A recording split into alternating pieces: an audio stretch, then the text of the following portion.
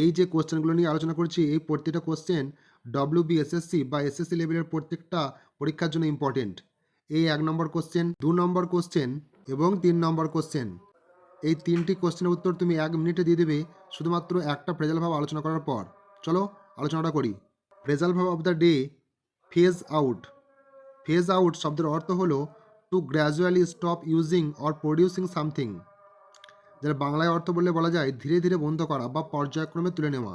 চলো বাংলায় একটু বোঝার চেষ্টা করি। যখন কোনো জিনিস, নিয়ম, পদ্ধতি বা পণ্য হঠাৎ বন্ধ না করে ধাপে ধাপে বন্ধ করা হয় তখন ফেজ আউট ব্যবহার করা হয়। উদাহরণ সহযোগে বুঝি, the government will phase out old vehicles. সরকার ধীরে ধীরে পুরনো গাড়ি বন্ধ করবে। The company phased out the outdated system. Outdated মানে পুরনো। কোম্পানি পুরনো সিস্টেমটি পর্যায়ক্রমে তুলে নিল। এক্সামে যেটা ফোন দিয়ে আটা হয় ফেজ অফ মনে হয়, কিন্তু ফেজ অফ নয়, ফেজ আউট মানে গ্র্যাজুয়ালি স্টপ। এরপর তুমি ইজিলি এই কোশ্চেন উত্তর করতে পারবে। The school plans to dash the old syllabus. কী হবে না ফেজ আউট, অপশন বি হবে সঠিক উত্তর। The opposite of phase out is, opposite of phase out is phase in, option C হবে সঠিক উত্তর। Choose the correct answer. The company will phase out manual work. The company will phase of, phase over না phase up, না option A হবে সঠিক উত্তর phase out.